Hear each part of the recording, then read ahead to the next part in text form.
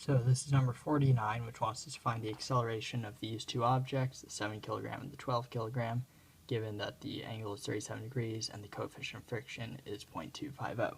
So here are the free body diagrams of the two objects. So object 1 is 7 kilograms, object 2 is 12, and object 1 is what we'll focus on initially. Now it has tension going that way, friction going that way, gravity going straight down, and the normal force going perpendicular. So the frame of reference is y is perpendicular and x is parallel. And so the gravity is separated into the y component represented by gy and the x component represented by gx. And the angle is 37 degrees, by the way. So it's also 37 degrees right there.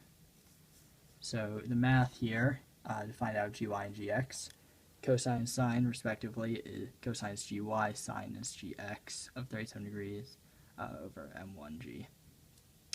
So this is just multiplying by m1g on both sides and putting in units. And this is simplifying. So the y gravity is negative 54.7864 newtons, and the x gravity is negative 41.2845 newtons. So the sum of the forces in the y, which is normal force and gravity y, is normal force minus gravity y. So that's normal force minus gravity y we've solved for here. And so that equals may. However, the y acceleration is 0, so the normal force is 54.7864 newtons. And now that we have the normal force, we can solve for the frictional force because we were given the coefficient of friction at the beginning of the problem.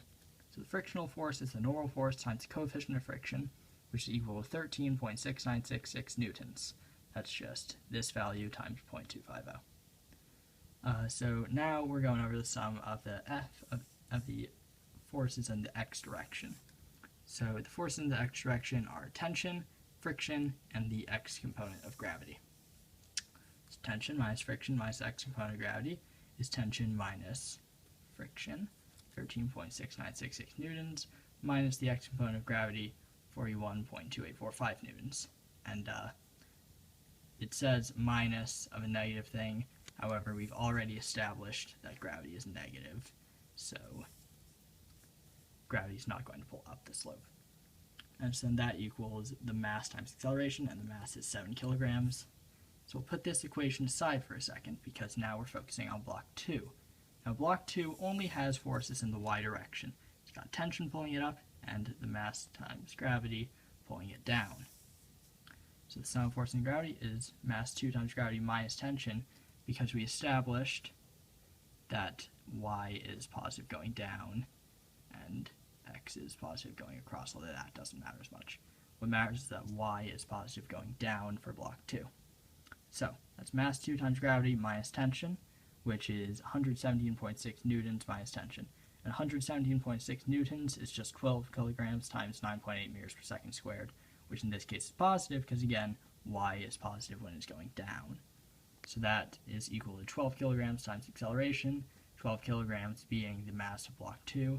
And the accelerations here are the same because block 2 is moving down at a given rate, and block 1 is moving up the slope at the same rate because they're attached by a frictionless pulley. So now we can add these two equations. And so combining that, 117.6 newtons minus 13.6966 newtons minus 41.2845 newtons, and the tensions cancel. This tension is positive, this tension is negative, so they just cancel, equals 7 kilograms times acceleration plus 12 kilograms times acceleration, which is 19 kilograms times acceleration. So, just summing the forces here, 62.6189 newtons equals 19 kilograms times acceleration. Divide out the kilograms, the acceleration is about 3.2957 meters per second squared, or if you hate numbers, 3.3 meters per second squared. And that is our final answer because that is what the problem was asking us to find. So, and what that means is that this block is going down at 3.3 meters per second squared, and this one is going up the slope at 3.3 meters per second squared. So that is our final answer.